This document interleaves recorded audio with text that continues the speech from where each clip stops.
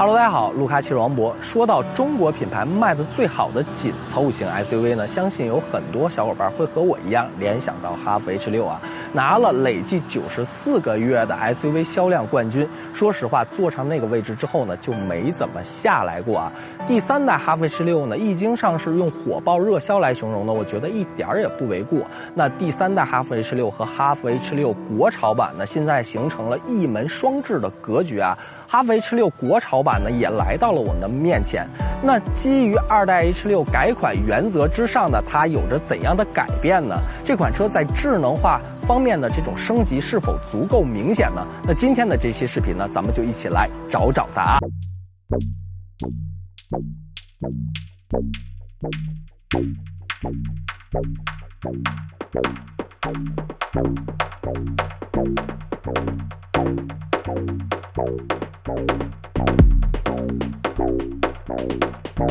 外观呢是围绕二代哈弗 H6 而来啊，但是这种细节处的处理呢，给人的感觉依然是足够的运动啊。再有哈弗 H6 国潮版的外观设计，尤其是凌云轩昂式前脸和绣春之刃前格栅、龙腾式 LED 智能大灯，将东方文化与磅礴大气的力量美学有机融合，塑造出兼具潮流气息与传统韵味的造型。LED 的这个大灯呢，带有高低可调的功能，同时呢，内部有这种黑底式的设计啊，看着显档次，用着足够亮。多边形的这个格栅呢，我觉得看起来呢比较有战斗范儿，同时呢，大量的这种镀铬的应用呢，让它看起来的这种气场呢也是比较强的。前包围给人的感觉呢，运动感很强，同时呢，简洁的这个雾灯框的设计匹配饰板呢，给人很强的层次感。平直姿态的车侧呢，看起来很协调，同时呢，19英寸的轮圈，还有就是带有涂装的这个刹车卡钳呢，吸引眼球的同时呢，也为车主省去了后期改装的麻烦。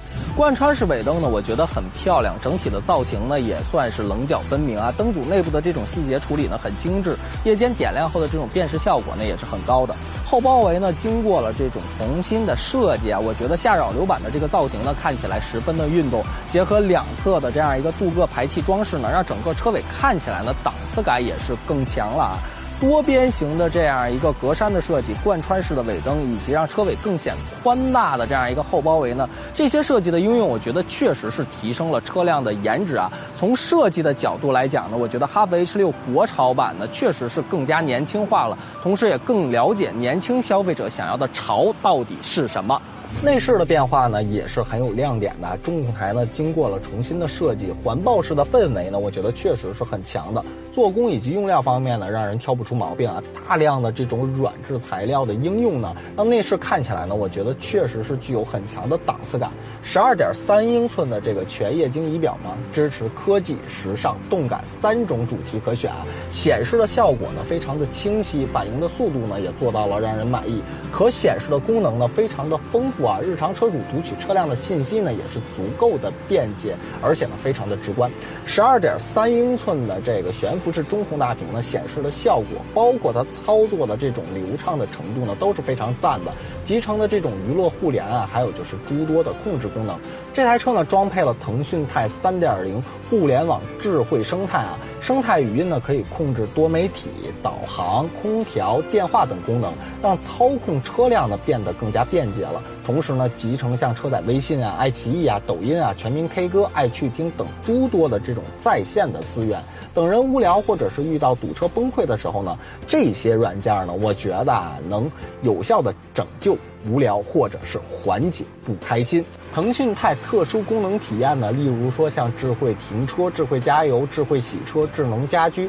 这些功能呢，会让我们日常用车更方便啊，省去不必要的这种时间的耗费，省下的时间多睡会儿觉，它不香吗？前排座椅呢，我觉得整体的这种填充呢很不错啊，而且呢非常的柔软，坐着的感觉呢就2个字啊，舒服。前排座椅呢调整到适合我的坐姿，我1.78米的身高，头部空间1拳多的这样一个表现。接下来呢，咱们再去后排看一下，前排座椅位置保持不变，来到后排啊，后排头部空间1拳，腿部空间1拳2拳啊。就乘坐空间表现来说呢，我觉得较比同级别同价位的车型来说呢，乘坐空间表现确实是具有较强优势的。那后排座椅呢，坐着也是很舒服的，坐垫填充呢很厚实，同时呢，对于腿部呢也有着不错的这种承托性啊。后排配置表现方面呢，像空气的净化功能啊，2个 USB 的接口啊，还有就是下方的这个储物格啊，内饰的这种设计呢显档次，配置表现呢也是足够的丰富，加之这种舒适的座椅以及宽敞的乘坐空间呢，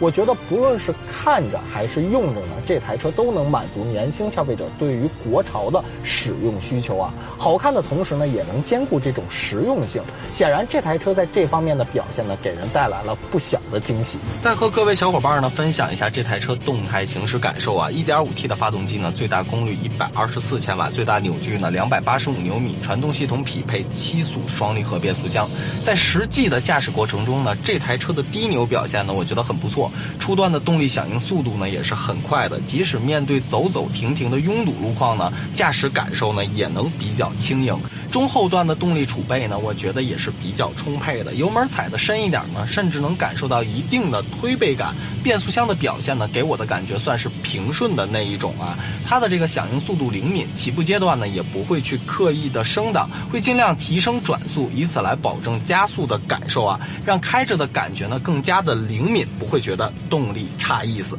底盘悬架设定呢，我觉得侧重舒适啊，对于来自路面上的颠簸呢，过滤的很彻底，给人的整体感呢很强，同时呢，几乎感受不到任何的松散啊，而且在车速较快过弯的时候呢，车身的侧倾呢也并不是那么的明显。哈弗 H6 国潮版呢，第2代哈弗 H6 的升级车型，我觉得它的改变呢确实是十分明显的，外观和内饰呢进行了优化，更加符合年轻消费者对于潮流以及审美的这种要求。同时呢，在配置以及功能方面呢，我觉得年轻人想要的这种智能化用车体验呢，升级也是非常的明显。在驾驶感受方面呢，这台车的平顺性呢，给人带来了很大的惊喜啊。多年的这种市场的积淀以及消费者口碑的积累呢，我觉得哈弗 H6 国潮版以及第3代哈弗 H6 呢，似乎在传承中呢实现了进阶。老款车型的不足呢，在他们的身上都得到了改变和升级啊。